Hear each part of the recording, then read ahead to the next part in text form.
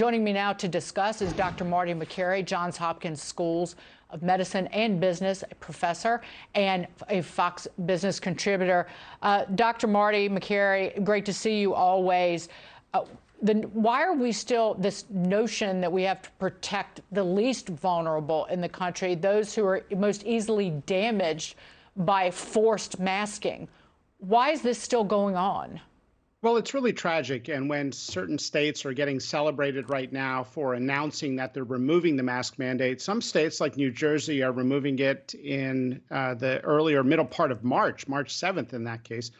And really, kids have become the lines in the sand for adults to argue and have their political battles. And it's very unfortunate because, of course, we still don't know if any healthy child has ever died of COVID in the United States. In Germany, over 15 months, the answer was no.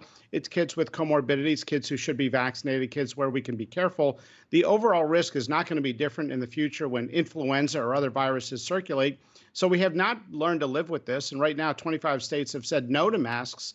And other states are digging in deep into their position and trying to wait with no real off limits, off ramps set. We don't know the depth of the damage done to children across this country for the last 2 years in terms of learning, in terms of development, in terms of learning social cues from other children. Larry Elder was on the Fox News channel yesterday with Bill Hemmer outside of the SoFi Stadium and said someone he knew, this child had developed a stutter from wearing masks. And that's just one anecdote. But nevertheless, Marty, we don't know how horrible the damage has been done to these kids. We're starting to learn, and it's not a pretty sight. Talk to a speech pathologist, and they're going to tell you many more stories. I talked to a parent of a child who has been vaccinated. The child is disabled, forced to wear a mask during speech pathology. That parent should have a say in that child's well-being.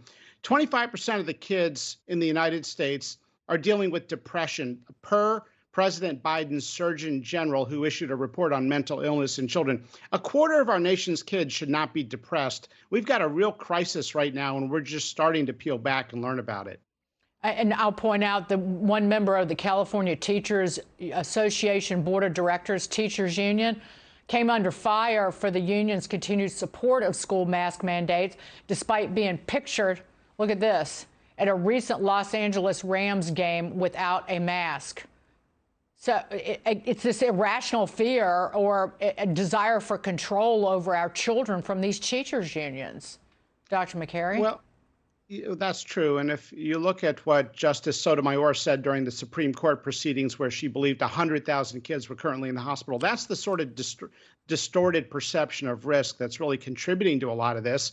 If you look at all causes of death among children, they are still 8 to 9 times more likely to die from independently motor vehicle accidents, homicide, and suicide, independent.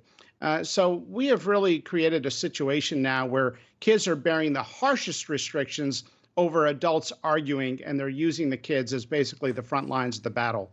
Before we go, you retweeted this article by Vinay Prasad in Tablet magazine, and I printed it out and read it. You said it was one of the best articles that you had read about what had gone on. And it's about how the CDC abandoned science and chose politics. And it goes through, these are my words, it's certainly cherry picking and manipulation of data in terms of of masking bad science, in terms of trying to concoct reasons why kids between 5 and 11 need to be vaccinated.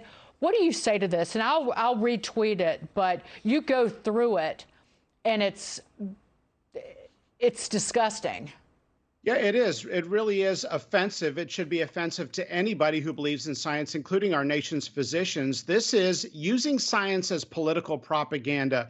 The absolute worst studies that were done during the pandemic came out of the CDC. The Maricopa mask study, so deeply flawed. The number of schools in the study didn't even match the number of schools in the geographic area they said they were studying. The ignoring of natural immunity was based on 2 highly flawed CDC studies, and yet they parrot these studies again and again, and much of the media just reports it out. If you look at most of the misguidance that we've gotten, it has been based on flawed science with a lot of the community complicit in what they're putting out. In that Arizona study that you were talking about, it appears that they counted schools that were involved in remote learning, trying to prove that children needed to be masked. That's how insidious That's it right. is. Yeah, they called them virtual academies. And basically what they've been doing is saying, we've made our decision. Now let's go find some data to support it. And that represents a major shift. We've never seen a political agency within our political agenda among our health agencies so dramatic. And the biggest issue, of course, is they've concentrated their decision and shut out other opinions out there. That should be our biggest lesson from the entire pandemic. Dr. Marty Makary, a pleasure. Great to see you.